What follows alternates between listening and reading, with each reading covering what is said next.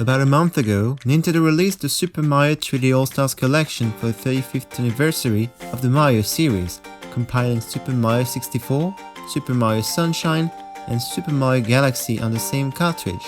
And it wasn't long before people started speculating on a possible collection of this kind for the 3D Zelda series. We'll be celebrating its 35th anniversary in February 2021, and the idea that it could get the same treatment as Mario is not far-fetched. And now let's review the possibilities of what we could get if that dream became reality. Okay, let's list all the different possible games they could include.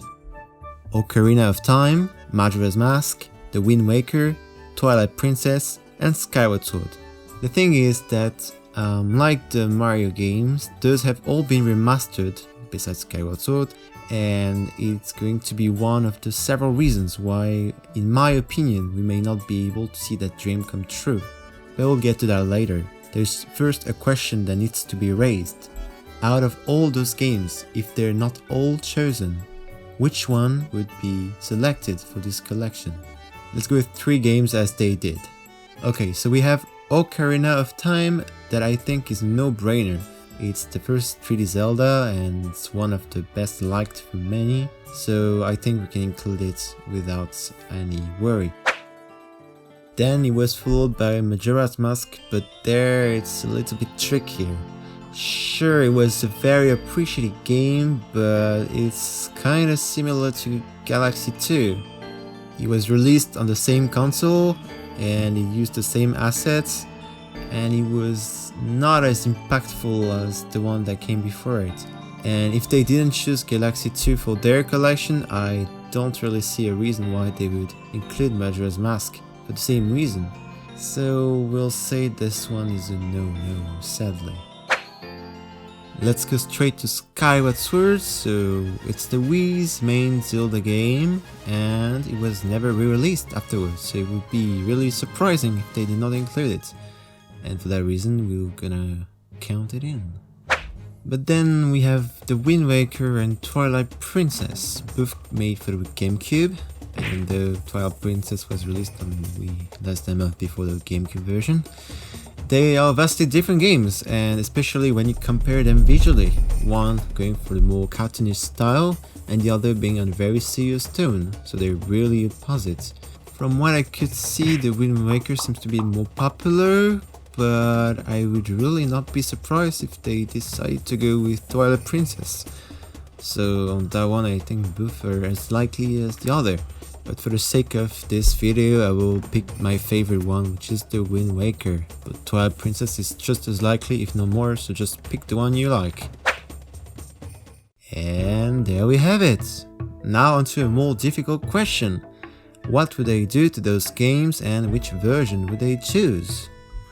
This is especially for Ocarina of Time, as it was already remastered on the 3DS, and it looks way better on that system. So just they take that one and raise the resolution. Going back on the Mario collection, since they decided to choose the N64 version of Mario 64 despite the DS remake that feels superior in my opinion. They could have put the 2 and give us the choice of which version we want to play, but they chose not to. Would this be the same for Ocarina of Time? That means that we would have a much better version of that game running on a 10 years old system for a fraction of the price. And that's not very appealing. I can only hope that they would release the 3DS one, or even both the original and the remake version. For The Wind Waker or Twilight Princess, it's been already remastered with HD graphics on the Wii U, so a simple port should be very easy. For Skyward Sword, it's a bit more complicated. It requires the use of motion control, much more than Mario Galaxy. And you have to use the controller as a sword, and I'm very curious to know how they would handle that. Doesn't seem that hard to just map those moves on a button, so I won't spend that much time talking about that. They probably also raise the resolution a bit and maybe make the textures smoother, and probably just go with that. I don't think we can expect much more than that, seeing what we got recently, though I really hope I'm wrong on that point. And that's about all we need for our collection. But now I have to break this wonderful dream of getting all those games on our Switches. Most of those have already received a remaster, so it would make little sense to release them again. And if they did, it's also possible they would release them as separate games instead. It is not the biggest problem I see, however, as the time at which it would be released is a much bigger issue. It is safe to assume that Breath of the Wild 2 is going to come out in 2021, and I really don't see Nintendo selling both titles during the same year. It might also be too much of the same series, but this really depends more on the individuals. It's certainly not impossible. We saw last year that they didn't mind giving us Mario Bros for Wii U, followed by Super Mario Maker 2 a few months later. But there is so much going against this idea that I sincerely don't see them giving this treatment to the Zelda series. And that's about it for this video. Let me know what you think in the comments down below. Also feel free to leave a like and subscribe if you enjoyed, and I will see you next time. Have a great one.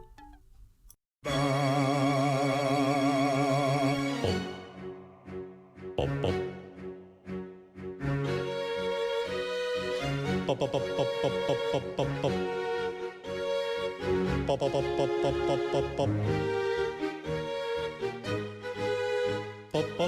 pop, pop, pop.